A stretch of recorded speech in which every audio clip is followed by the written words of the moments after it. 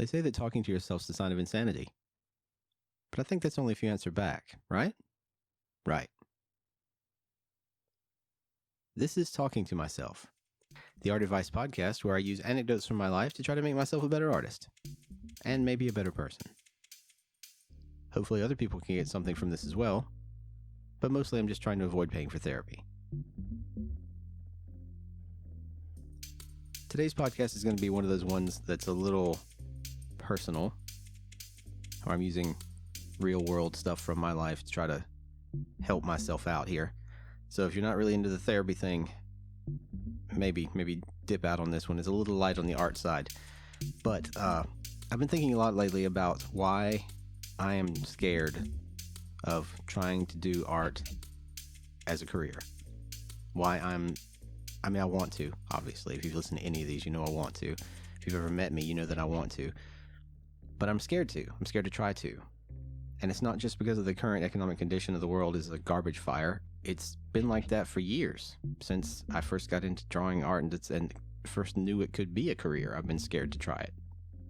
And I think I may have figured out the root of my problem. And it involves my past. So here's a little story. As you may or may not know, my parents were divorced when I was a kid. I went to live with my mother originally. Later on, when I was 11, I went to go live with my father for a while.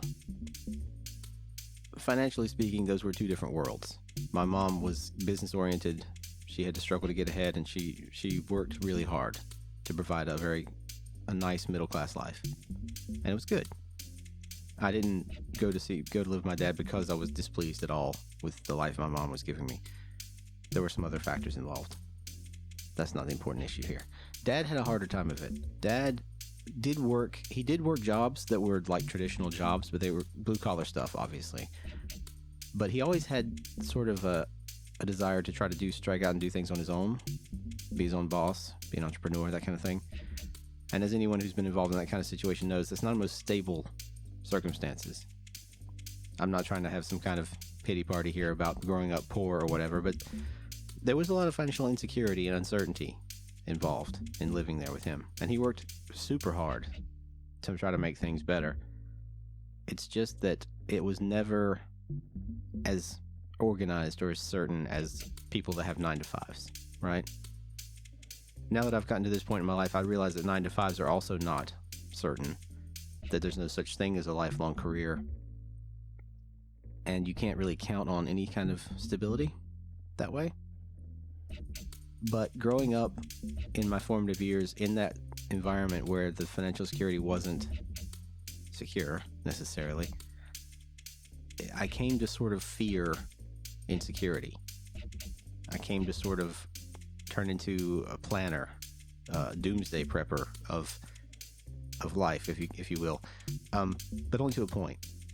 And I'd like to reiterate one more time before I step away from this part of the history that I am not resentful at all of my dad and the way he brought me up and everything. He did the best job he possibly could, and he did a fine job. It's fine.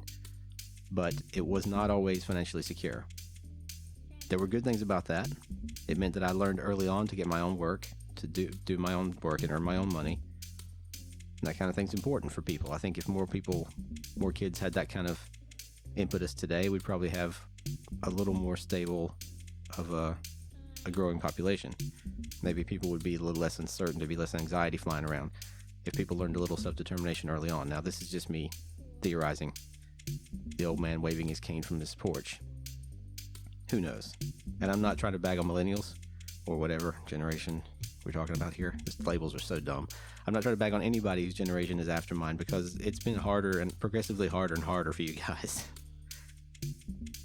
And I understand what might look like on the surface to be vapidity and shallowness is more of a result of your environment and the world that you've inherited from other generations. I understand a little more than I used to. I still don't understand a lot of your music, though, for God's sake. Neither here nor there. Okay, so let's step away from that. Okay, so what? We grew up poor. Whatever. What that turned me into is someone who is so afraid of instability or insecurity, financially speaking, that I've had a repeated habit of taking jobs just because they were available, just because the pay seemed like it'd be something worthwhile, and then just sticking with those jobs throughout some pretty crappy conditions that people would normally quit on. I mean, anyone who's worked retail knows what I'm talking about. Imagine the worst retail job you had. Now imagine keeping that job for 4 years just because it was easier to you than to risk not having a job at some point. It's a little weird to be so scared of not having a stable income that you would stay in a place that's keeping you financially repressed and making you upset and anxious and sad all the time, trading your mental security for financial security of a type. It wasn't even good security. The job I have now is fairly good as far as remunerations go. I get paid what I would consider a fair wage for the work I do, and that's good. Now, it's not stable. No job is stable these days. This is one of the most stable jobs you would imagine you could get, but it is not at all. And that's just another wonderful reason why I've been thinking about this lately. But I was staying in jobs that were minimum wage jobs. And for those of you outside the US, minimum wage translates into not enough money to survive on. It'd be illegal to pay you less. It'd be slavery to pay you less money than that, basically. But yeah, I'd stuck with jobs like that, or jobs that didn't suit me, jobs that I didn't enjoy, jobs that I dreaded so much that I would call in sick when I wasn't, just because I couldn't stand another day at the job. Jobs that I deliberately did poorly so that I wouldn't have to put in as much effort and not think about it as much. It's hard to have pride in your work when you hate your job so much. But anyway, the fear of financial insecurity from my past is the main reason I've been terrified of trying to go full-time into art, trying to make a living at art. I think it's hampering me even conceiving of selling art. Like, people tell me, look, you need to set up a professional website, you need to set up, pricing guidelines, you need to put yourself out there as a professional artist that sells art. And I go, yes, I know, and then I don't do it.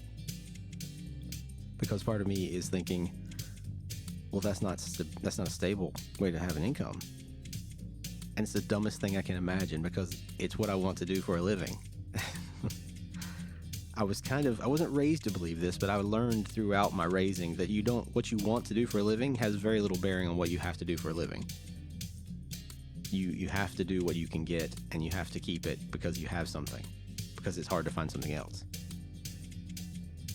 I don't think that logic is valid anymore, even now.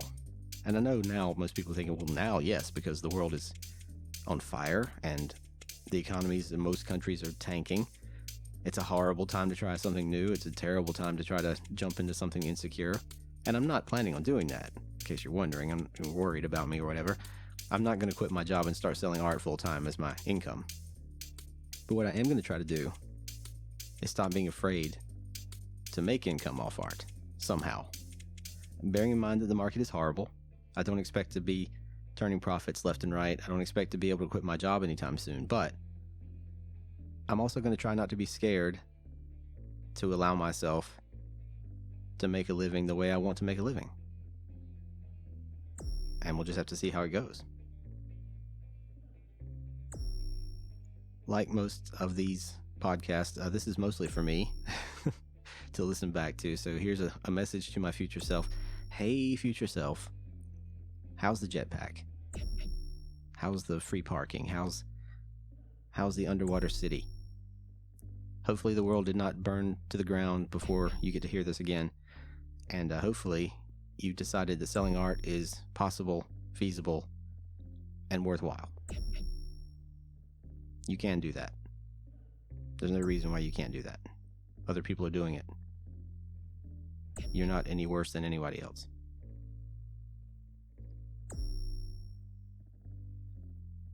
Thanks everybody for listening. Hopefully someone got something out of that besides me. But if it's only me, that's cool too. Special thanks to my supporters on Patreon.